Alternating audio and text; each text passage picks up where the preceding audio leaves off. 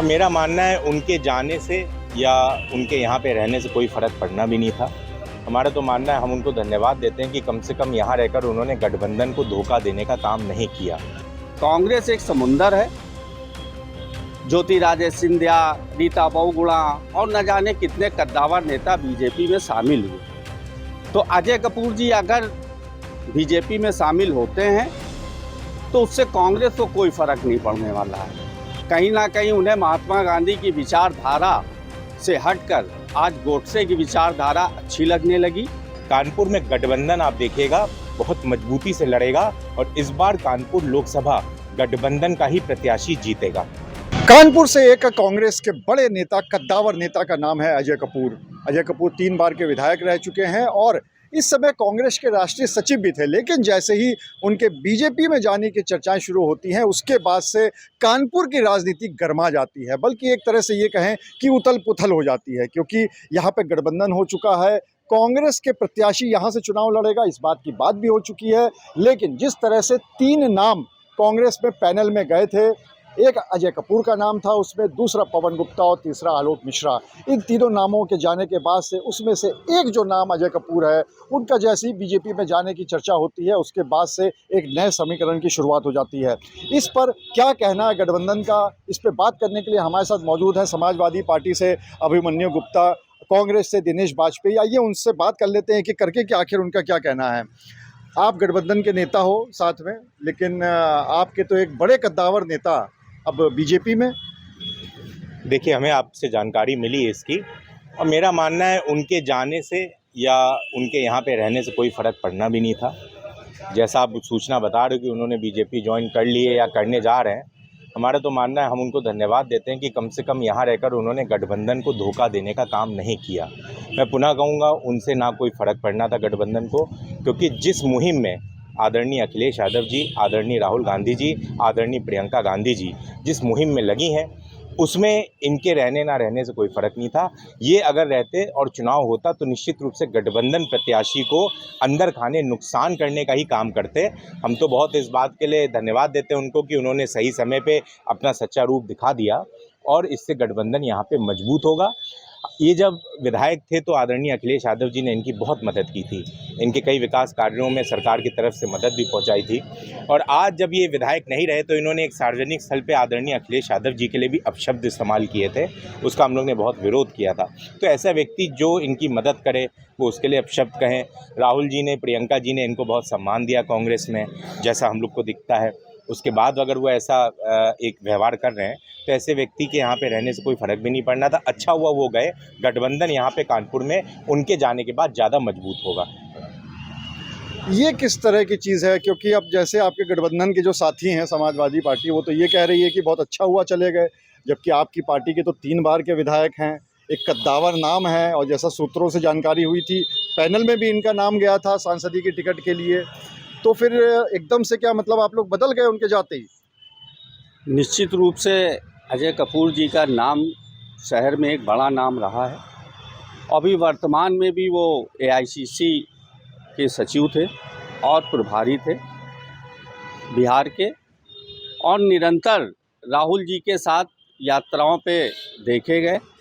तो जिस प्रकार से अजय कपूर जी का ये निर्णय हास्यास्पद है कि वो पैनल में नाम होने के बावजूद, कांग्रेस के एक संभावित प्रत्याशी में अपना नाम देने के बावजूद, आज ये खबर आई कि अजय कपूर जी भारतीय जनता पार्टी में शामिल हो रहे हैं। तो निश्चित रूप से कांग्रेस एक समुंदर है। ज्योतिरादित्य सिंधिया, रीता बहुगुणा और न जाने कितने कद्दावर नेता बीजेपी में शामिल हुए। तो अजय कपूर जी अगर बीजेपी में शामिल होते हैं तो उससे कांग्रेस को कोई फ़र्क नहीं पड़ने वाला है, क्योंकि अजय कपूर जी का ये अपना व्यक्तिगत निर्णय है। कहीं ना कहीं उन्हें महात्मा गांधी की विचारधारा से हटकर आज गोडसे की विचारधारा अच्छी लगने लगी, और उसका कारण ये है कि उनका अपना व्यक्तिगत आधार हो सकता है भारतीय जनता पार्टी में जाने का, क्योंकि एक उद्योगपति भी हैं, व्यापारी भी हैं, और अपने उद्योग और व्यापार को कहीं ना कहीं बचाने के लिए और उसको सुरक्षित रखने के लिए आज वो भारतीय जनता पार्टी में शामिल हो रहे हैं। लेकिन उससे कांग्रेस को कोई फ़र्क नहीं पड़ने वाला। कितने भी अजय कपूर कांग्रेस में आए और चले गए, और निश्चित रूप से जब जब कांग्रेस पार्टी का कोई बड़ा नेता कांग्रेस में विद्रोह करके दूसरी पार्टी में जाता है, कांग्रेस हमारी और ज़्यादा मजबूत होती है। कार्यकर्ता हमारा और जोर से उस प्रत्याशी के साथ लगता है जो उसकी जगह पर स्थान लेता है। तो निश्चित रूप से अजय कपूर जी देखिए, कानपुर के नेता तो थे, लेकिन एक सीमित अपनी विधानसभा तक के ही नेता थे। तो कहीं कोई इतने बड़े नेता और बड़ा इशू नहीं है। कांग्रेस को कहीं कोई कमजोरी नहीं आएगी। निश्चित रूप से कांग्रेस का कार्यकर्ता और ही जोरदारी से आने वाले कांग्रेस के लोकसभा प्रत्याशी को चुनाव लड़ाएगा। और अब मैं क्या कहूं, अजय कपूर जी को ये दिखाएगा कि नहीं, अजय कपूर ही कांग्रेस नहीं है। कांग्रेस राहुल गांधी, सोनिया गांधी, प्रियंका गांधी और महात्मा गांधी की विचारधारा है। इस विचारधारा से लड़ पाना इतना आसान नहीं। लेकिन इस बात से तो एक बात तो और भी साबित हो रही है कि कांग्रेस के बीच में आपस में ही खींचतान है, क्योंकि अभी एक रात पहले तक उनका नाम भी पैनल में गया हुआ था, उनके नाम को लेकर कोई विरोध भी नहीं कर रहा था, आपके गठबंधन से भी कोई विरोध नहीं हो रहा था। लेकिन अब जब पता चला कि बीजेपी में चले गए हैं तो ये कहा जाने लगा कि साहब अच्छा हुआ चले गए। तो इसका मतलब अंदर खाने में भी गठबंधन में कुछ ठीक चल नहीं रहा है। नहीं, अच्छा इसलिए हमने कहा कि जब कोई धोखा देने की नीयत से किसी भी संगठन में काम करता है तो ऐसे धोखेबाज के जाने से अच्छा ही माना जाता है संगठन के लिए कि कम से कम हमारे यहाँ कोई भी भेदी नहीं था, कोई पीठ पे छुरा मारने वाला नहीं था। और रही बात पैनल में नाम किसका है ये तो शीर्ष नेतृत्व जानता है।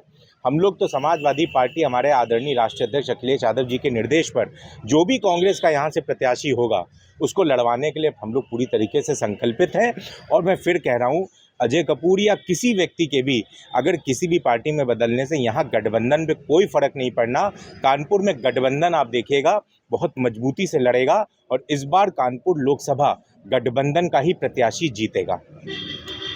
अब अजय कपूर का एक नाम कम हो गया है पैनल में से, और जैसा कि सूत्रों ने हमारे बताया था कि एक पवन गुप्ता और आलोक मिश्रा, ये जो दो कांग्रेस के नेता थे, इनके नाम पैनल में गए हुए हैं। और कहीं ना कहीं अगर सक्रिय तौर पे देखें तो सूत्रों के अनुसार ऐसा बताया जा रहा है कि पवन गुप्ता का नाम इस समय सबसे ज़्यादा चल रहा है। तो क्या पवन गुप्ता को टिकट मिलने वाला है? देखिए, जहाँ तक पवन गुप्ता जी की बात है तो पवन गुप्ता जी हमेशा कांग्रेस के लिए ही लगे रहते हैं और उत्तर प्रदेश कांग्रेस व्यापार प्रकोष्ठ के चेयरमैन भी हैं और वर्तमान में उन्होंने भी अपने लिए टिकट के लिए आवेदन किया है। और आपको एक बात बता देना चाहें, पवन गुप्ता जी ज़मीनी कार्यकर्ताओं के साथ जुड़े हुए हैं और उन्होंने इससे पहले भी एक चुनाव लड़ा। तो भारतीय जनता पार्टी का जो वोट अगर कोई आज की स्थिति में लाने के लिए सक्षम है तो वो सिर्फ पवन गुप्ता जी हैं। और पवन गुप्ता जी निरंतर कांग्रेस के लिए रहते हैं, निरंतर कांग्रेस के लिए सोचते रहते हैं। कहीं ना कहीं इसी डर से ये हो सकता है अजय कपूर ने भारतीय जनता पार्टी ज्वाइन कर लिया हो। कहीं ना कहीं हो सकता उन्हें इस बात का डर हो कि हमारी टिकट नहीं हो रही, चूँकि अजय कपूर जी से कहीं बड़े नेता पवन गुप्ता जी शहर के रहे हैं, मेयर का चुनाव लड़े, विधानसभा चुनाव लड़े। तो निश्चित रूप से अगर पवन गुप्ता जी अगर आते हैं, अगर ब्राह्मण कोई भारतीय जनता पार्टी से ब्राह्मण प्रत्याशी आता है तो निश्चित रूप से मैं ये आपको दावा करता हूँ कि कानपुर की लोकसभा अब की कांग्रेस की होगी। अगर हम समाजवादी पार्टी की बात करें तो समाजवादी पार्टी के सूत्र ऐसा बता रहे हैं कि अभी भी एक बड़े कद्दावर नेता समाजवादी पार्टी के कानपुर से वो इस कोशिश में हैं कि लोकसभा का चुनाव वो लड़ें। हालांकि कांग्रेस की तरफ से प्रत्याशी की बात हो गई है कि प्रत्याशी कांग्रेस का होगा, लेकिन अभी भी ऐसी बात चल रही है और बहुत तेज़ी से चल रही है। समाजवादी पार्टी में एक ही सबसे बड़ा नेता है और वे हैं आदरणीय अखिलेश यादव जी। हम में से किसी भी नेता के बारे में हम लोग को कोई जानकारी नहीं है। परसों आदरणीय अखिलेश यादव जी ने हम कानपुर के सारे प्रत्याशियों को ज़रूर बुलाया था और हम लोग को स्पष्ट कर दिया था कि कानपुर में कांग्रेस जिसको प्रत्याशी बनाएगी उसको हम लोग को पूरी ईमानदारी निष्ठा के साथ चुनाव लड़वा के जितवा के संसद भेजना है। और उन्होंने यह भी विशेष रूप से कह दिया था कि आप ये समझें कि आप कांग्रेस की मदद नहीं कर रहे हैं, आप लोग जैसे मेरी हमेशा से मदद करते आए हैं, आप मेरी मदद करेंगे।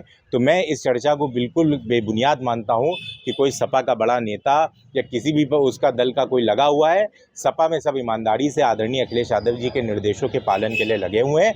किसी तरीके की कोई भी किसी के मन में कोई भी कन्फ्यूजन नहीं है, कोई डाउट नहीं है। कांग्रेस का जो भी प्रत्याशी आएगा, यहाँ पे गठबंधन समाजवादी पार्टी जो ज़्यादा मजबूती से काम कर रही है, वो कांग्रेस के प्रत्याशी को जितवाने का काम करेगी। तो कानपुर में गठबंधन के नेताओं का ये कहना है कि अजय कपूर के जाने से कोई फ़र्क नहीं पड़ेगा पार्टी पे, गठबंधन पे, और यहाँ तक उनका ये भी कहना है कि अच्छा हुआ कि अजय कपूर चले गए कांग्रेस से। और दूसरी तरफ ये भी बात है कि कांग्रेस के अंदर से सूत्रों के हवाले से और नेताओं से एक नाम जो निकल के आ रहा है वो पवन गुप्ता का नाम निकल के आ रहा है, और ऐसी उम्मीद जताई जा रही है कि शायद इस बार कांग्रेस पवन गुप्ता को टिकट देगी। लेकिन ये बात पे तभी मोहर लग पाएगी जब लिस्ट आ जाएगी कांग्रेस की, और उससे पता चलेगा कि आखिर कानपुर में कांग्रेस का कौन सा प्रत्याशी इस बार का लोकसभा चुनाव लड़ेगा। कैमरामैन अनिल श्रीवास्तव के साथ अनुराग अग्रवाल, TV9 कानपुर।